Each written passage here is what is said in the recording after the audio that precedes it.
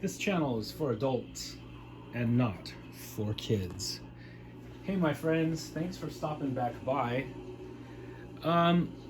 So today I wanted to show you guys something that I don't think I've ever showed in one of my videos.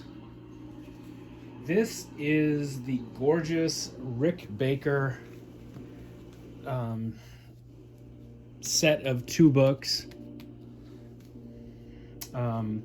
It's called Metamorphosis. It's all about his career and his life.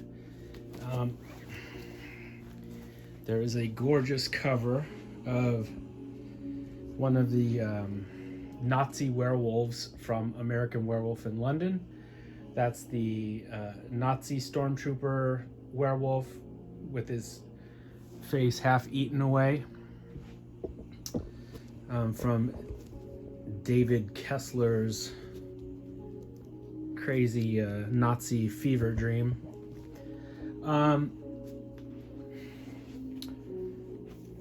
I always walk around the house with black latex gloves on. What are you guys talking about? I'm wearing gloves today because I don't like it when you have a super expensive book and you touch it. You know, you could have washed your hands and been totally fine, but then you touch the pages and you get a fucking fingerprint on there, a big nasty fingerprint on the pages. Nothing is more irritating than that. So this set of books, I want to say it was like $250, maybe $300. It's been a hot minute since I bought this. But let's take a look.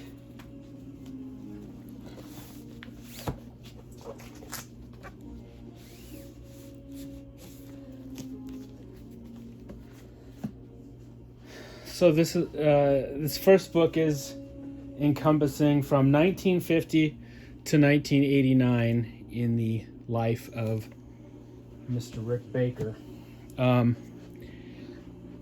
So on the cover there is him making monsters at an early age. This is a gorgeous book, guys. Look at that. There's a beautiful picture of the Kessler werewolf on the cover.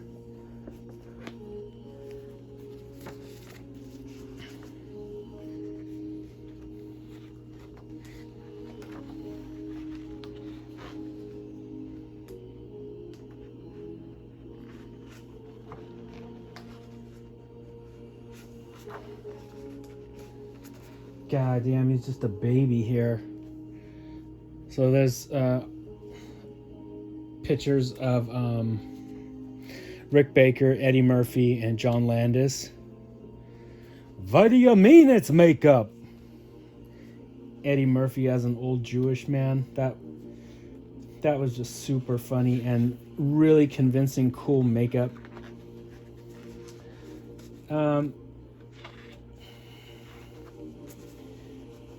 There's Rick with the Kessler werewolf.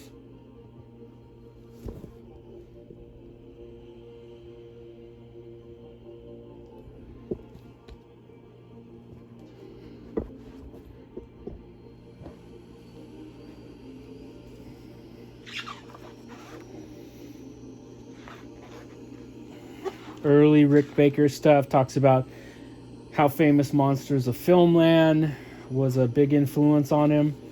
There's lovely shots of him making himself up as these different monsters as a little kid.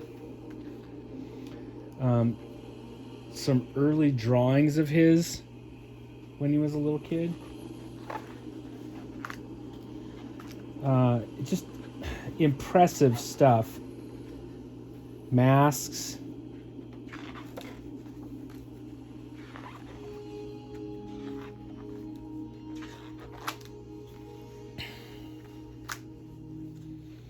Personal letters.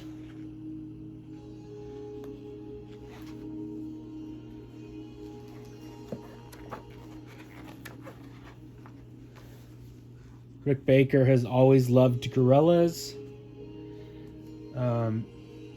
He's the one that made the suit for the 1970s Dino De Laurentiis's King Kong. And that's actually Rick Baker in the Kong costume also. But yeah, he has an affinity towards apes. Ah, buddy. Octaman. Now, I love me some Octaman. In fact, Tuesday, I'm supposed to receive that Octaman model kit. And I will be painting him up and showing him off to you guys. I love Octaman, though. And, a lot of people shit on it because it's cheesy, and the movie is basically just a retelling of The Creature from the Black Lagoon, like beat for beat, almost damn near scene for scene. But instead of them being trapped in the Amazon, it's them trapped in a Winnebago. So Octaman puts down a big, like a tree or a log, blocking their way of getting out, just like the creature, blocked the way of the Rita escaping up the Amazon. It is a fun time, though. And I love the monster. I think he's really cool looking. And these are some gorgeous behind-the-scenes photos. Oh. What the fuck? That ghost that lives in my apartment with me decided to bump the fucking camera.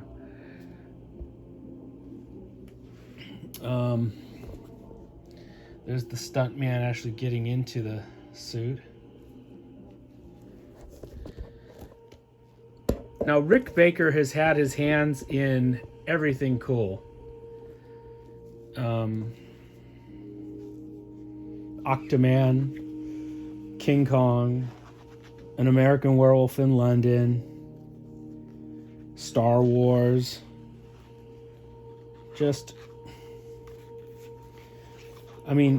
The list goes on and on and on. Obviously enough to fill up 2 books. This is the Bigfoot creature from Schlock. It's a gorgeous looking creature. Really cool.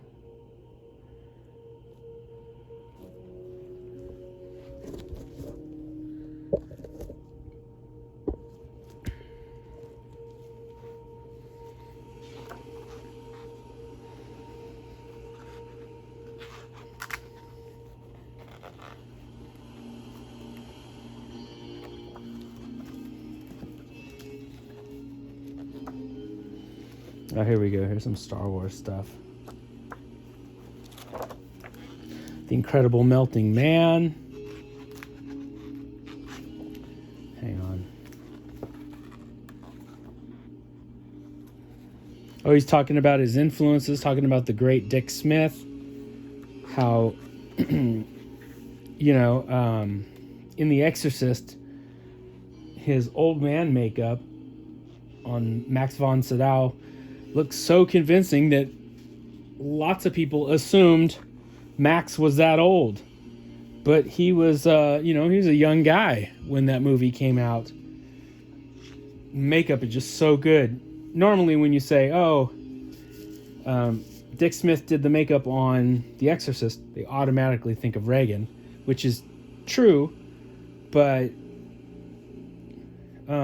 this old man makeup is insanely good from Dick Smith. Kind of like the makeup for Taxi Driver. How everybody just assumes that De Niro shaved his head. De Niro didn't shave his fucking head. That's all Dick Smith makeup. Awesome use of a bald cap and really nicely applied makeup. The It's Alive baby monster. Some Larry Cohen fun. Oh, look how serious Rick looks.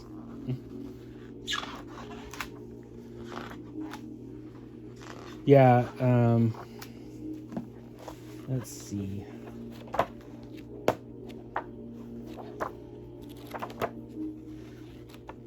More gorilla stuff. The Incredible Melting Man, behind the scenes photos, pictures, molds, behind the scenes shots from the film. You guys remember that famous photo that was on the cover of Starlog? I think I still have that issue with all the Rick Baker melting man faces and this hapless victim. Again, that's another fun monster movie. Another fun horror. Son of a bitch. Another fun horror movie.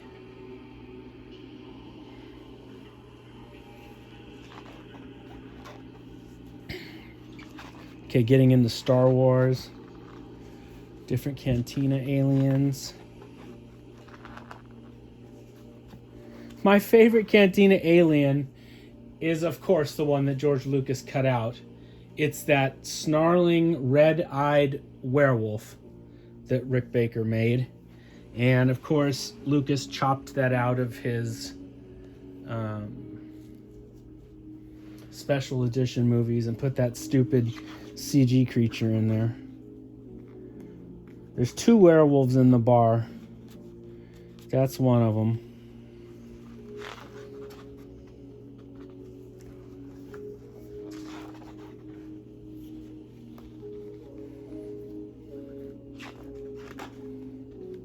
Oh, that little devil guy. He used to freak me out when I was a little kid. He's only in, like, maybe 2 scenes in Star Wars. And he's just sort of, like, laughing to himself and his eyes are darting back and forth. He used to freak me out when I was a little kid.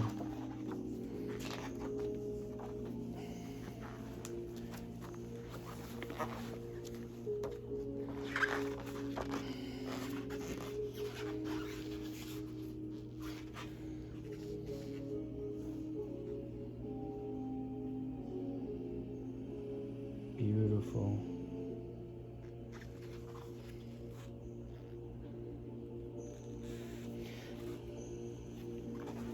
Yeah, that alien from Without Warning is super cool looking. And I like to do a double feature of this with Predator, the first one, because they're basically like the same sort of movie. An alien big game hunter goes to Earth and hunts man for trophies. In Predator, he uses technology, his stealth capabilities and his plasma cannons and, all that good stuff. In Without Warning, he throws living biological weapons at these people. Sort of like little starfish shurikens, for lack of a better word. He throws these little monster starfish things that have tentacles and teeth, and they land on the people and start sucking on them. But it's basically the same sort of premise. Altered States. There's scenes from Altered States. American Werewolf and... Oh no, this is Tobe Hooper's The Funhouse. That's such an awesome monster. Come on, NECA, make a figure of him. I think this is when he was starting work on The Howling, but then he had to give it up and jump ship and go to American Werewolf in London, and what's his name took over The Howling. The guy from The Thing. Oh my god, that's gonna kill me that I cannot remember his name right now.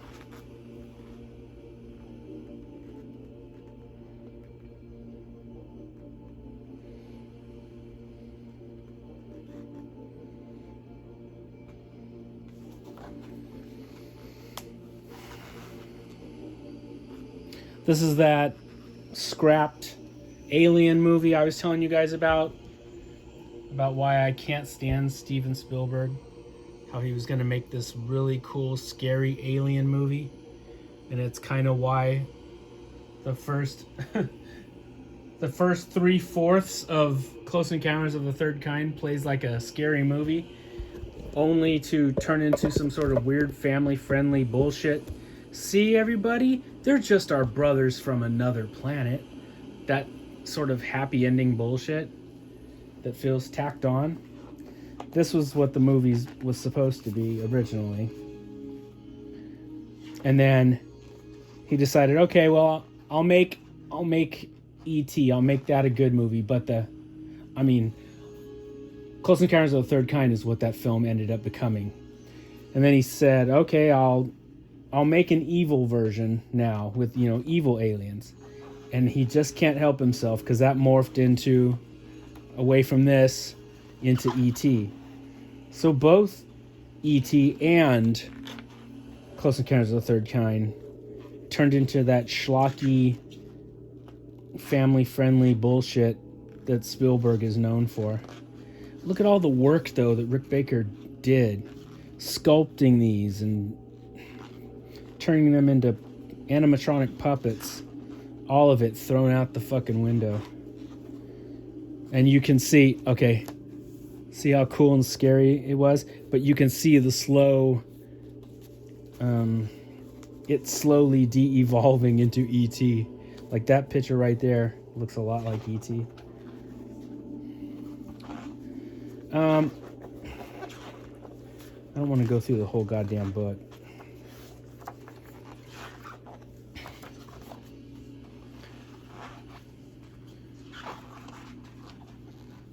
Behind the scenes stuff of American Werewolf in London. Sorry, I called you Meatloaf, Jack.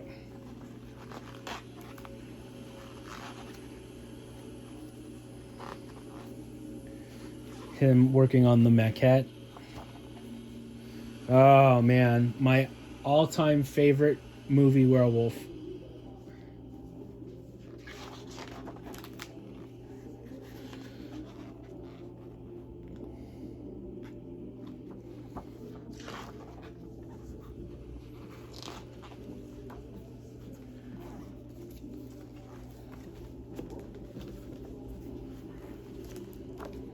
Michael Jackson's Thriller when he turned into that big giant werecat.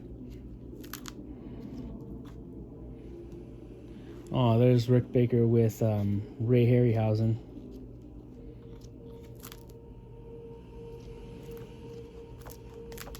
Harry and the Hendersons.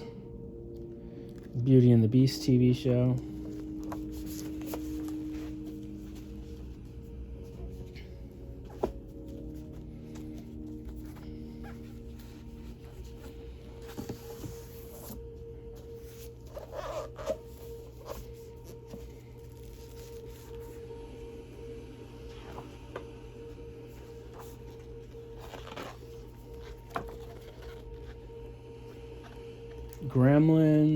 Gremlins 2, Mogwai. There's Steve Wang, another master. Ah, there's the defunct John Carpenter Creature from the Black Lagoon movie.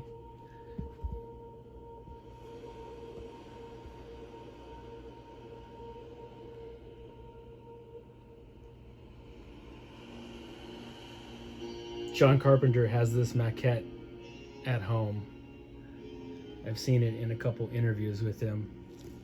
It's this gorgeous, 18-inch tall, lovely statue of what could have been.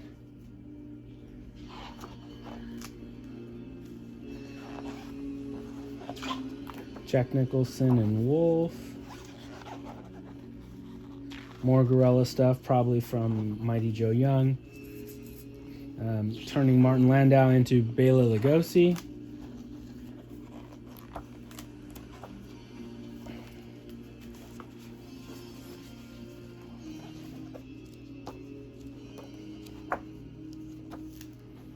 Lots of Men in Black stuff. I don't really like those movies. I don't own them. But there are some cool aliens in them.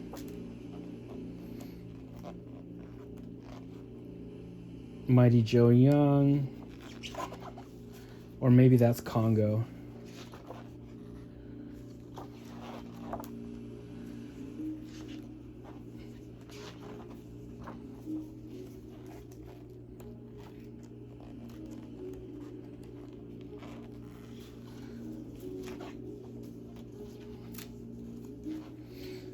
Then he talks about him retiring and what he's up to nowadays.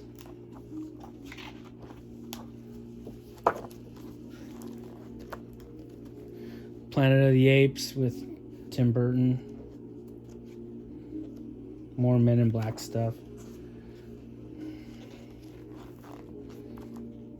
Zombies. Hellboy.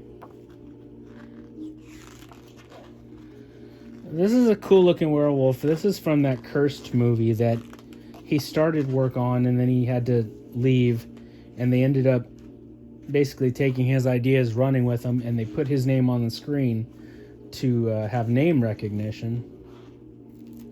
But he really didn't work on the film.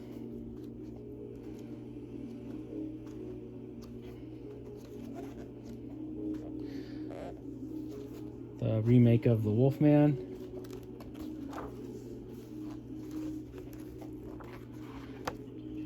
All kinds of monsters.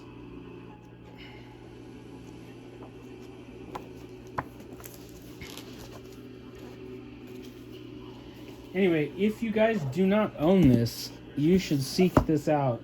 It's beautiful. It's super sturdy. It's really heavy. You feel like you got your money's worth. Yeah, it's really nice.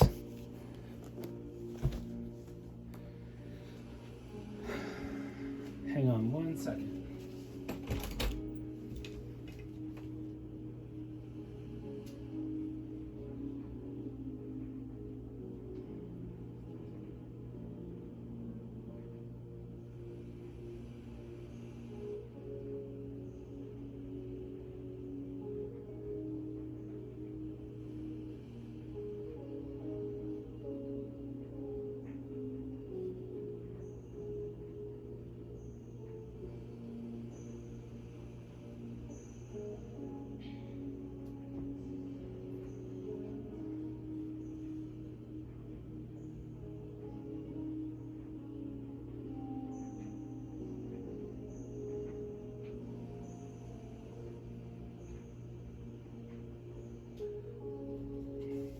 Rob Bottin. Jesus Christ.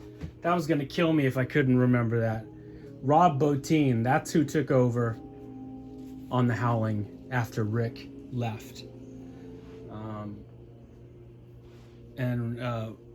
Rob Bottin used to work for